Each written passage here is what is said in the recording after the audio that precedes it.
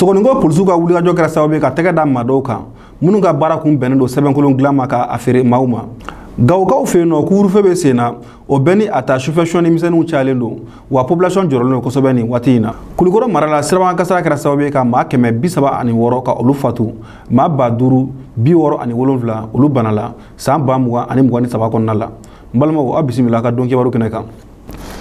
Kibara fɔlɔ bɛ an bolo de bɛ tali kɛ polisilakaw kan. I bɛ k'a fɔ ko fɛn min ye Sogoningo commissariat ye olu kɔni ka wulikajɔ kɔni kɛra sababu ye ka tɛgɛ da maa dɔw kan maa minnu ka baara kun bɛnnen don sɛbɛnkolon dilanw ma n'o bɛ tali kɛ vignette fo ka taa se papier yɛrɛw ma k'o feere mɔgɔw ma. I bɛ k'a fɔ ko fɛn min kɔni ye nin décembre kalo tile 19 ye i bɛ k'a fɔ ko polisilakaw ka sɛgɛsɛgɛli hukumu kɔnɔna la u ye fɛn min ye mobiliba bolila dɔ u kɔni u y'o wele sabula o minɛra ka sɔrɔ fɛn min ye visite technique papier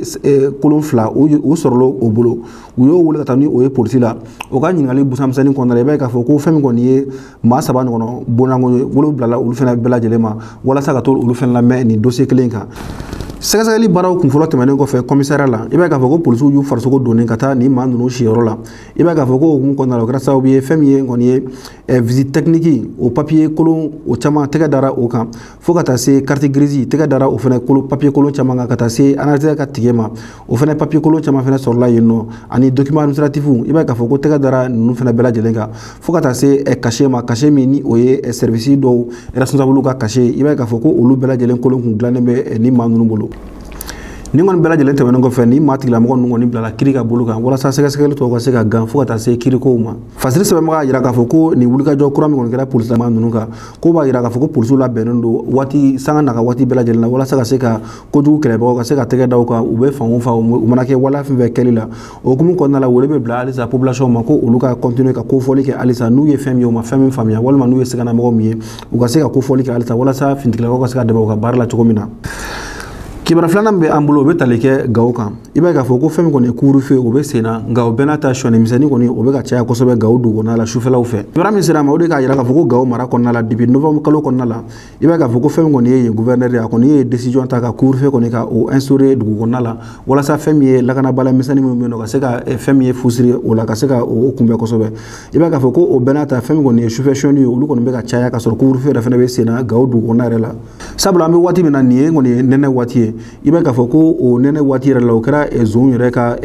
sonyali yɛrɛ juguya waati ye sabula fɛn kɔni ye misiri ye fo ka taa se butigiw ma ni mɔgɔw siyɔrɔ yɛrɛ i b'a ye k'a fɔ ko nin si bɛɛ lajɛlen ma to zon sera nin yɔrɔ bɛɛ la ka taa sonyali kɛ nin yɔrɔ ninnu na wa a sonyali caman bɛ kɛ yen nɔ olu bɛ kɛ sufɛla de fɛnɛ fɛ fɛn o fɛn kɔni bɛ yen nɔ ko valeur kɔni bɛ se ka sɔrɔ a la kɔni k'a ta fɛn min ye wari kɔni ye ka taa se masirilaw ma fo ka taa se téléphone minɛnw appareil électronique minɛn yɛrɛw ma fo ka taa se finiw kɔni ma u mana nin fɛn fɛn u bɛ nin bɛɛ lajɛlen kɔni sonya ka taa ni a ye nin waleya min kɔni bɛ ka kɛ fɛn min kɔni ye zon fɛ nin waati in na Gawo kɔnɔna la a kɛra sababu ye ka jɔrɔ ni haminako caman lase fɛn min ye population kɔni ma olu kɔni ye wele bila finitigilakaw ma k'a jira k'a fɔ ko fɛn min ye lakana kɔni ye k'u mɔgɔ u bolo kosɛbɛ sabula olu yɛrɛ bɛ waati min na ko sisan olu yɛrɛ jɔrɔlen don kosɛbɛ i b'a ye k'a fɔ ko o hukumu kɔnɔna la fɛn min kɔni ye finitigilakaw o kɔni y'a jira k'a fɔ ko mesure bɛɛ bɛna sigi sen kan walasa ka se ka fɛn min kɔni ye patrouille kɔni ka se ka olu caya kosɛbɛ ani ka sɛgɛsɛgɛliw ka olu fana caya walasa nin sonyali wale min bɛ ka daminɛ sufɛla ninnu na surtout nɛnɛ in kɔnɔna la wa couvre-feu fɛnɛ kɔnɔna la walasa dan bɛ se ka siri a la cogo min na. Kibara laban bɛ an bolo de b'a jira k'a fɔ ko fɛn min ye Kulikoro mara kɔni kɔnɔna ye i b'a ye k'a fɔ ko siraba kasara kɔni a bɛ ka tiɲɛni kɛ kosɛbɛ Kulikoro mara kɔnɔna la kibara min sɔrɔla o de k'a jira k'a fɔ ko fɛn min kɔni ye siraba kasara ye i b'a ye k'a fɔ ko o bɛ ka commencer o bɛ ka continuer ka su bɔ kosɛbɛ wa ka maa caman fɛnɛ ka olu fɛnɛ lujura kosɛbɛ fɛn min kɔni ye Kulikoro mara kɔni kɔnɔna la i b'a ye k'a fɔ ko rapport min kɔni sɔrɔla ni o bɛ tali kɛ nin san in 2023 la i b'a ye k'a fɔ ko o kɔni ni o sɔrɔla fɛn min kɔni ye Kulikoro protection civile direction régionale ye o b'a jira k'a fɔ ko fɛn min kɔni ye maa 136 k'olu kɔni fatura ka sababu kɛ sirabakan kasara ye maa 5,667 olu kɔni banala ka sababu kɛ o sirabakan kasara kelen in fɛnɛ ye n'a y'a sɔrɔ fasiri sɛbɛnbaga kɔrɔfɔ la i b'a ye k'a fɔ ko maa min kɔni ni olu fatura i b'a ye k'a fɔ walima minnu kɔni banala o kɔni o man ca i n'a fɔ san tɛmɛnen ta n'o o ye san 2022 ye sabula i b'a ye k'a fɔ ko san tɛmɛnen la fɛn min kɔni ye maa 175 olu kɔni fatura sirabakan kasara sababu la maa 5,691 ani 91 i b'a ye k'a fɔ ko olu kɔni banala o san 2022 kelen in fɛnɛ kɔnɔna la. Fasiri sɛbɛnbaga kɔni y'a jira k'a fɔ ko an bɛ waati min na ko sisan fɛn min ye Kulikoro mara kɔnɔna ye i b'a ye k'a fɔ ko siraba kasara kɔni k'o bɛ kɛ sababu ye ka fɛn min kɔni ye fatuli lase sifinnaka caman ma minnu si b'a ta san 15 ka taa bila san 29 na ni région in kɔnɔna la ni o ye Kulikoro ye. a yira fana k'a fɔ ko fɛn min kɔni ye nin siraba kasara ninnu ye k'u bɛ kɛ sababu ye fana ka hali fɛn min ye musakako k'a bɛ ka jouer Kulukoro économie kan kosɛbɛ.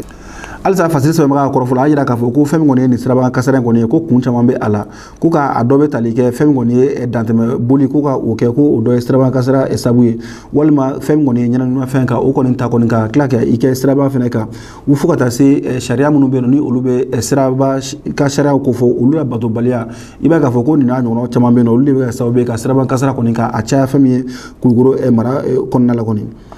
Ni ye Kulukoro mara ɲɛmɔgɔ o kɔni bɛ ka wele bila halisa population ma k'a yira k'a fɔ ko u ka hakili sigi fɛn min kɔni ye circulation sariya ye k'u ka fɛɛrɛ sugu bɛɛ lajɛlen kɛ u ka se ka olu labato walasa ni masiba min bɛ yen nɔ nin waati n'a bɛ tali kɛ siraba kasara la Kulukoro mara kɔnɔna la o bɛ se ka ban cogo min na.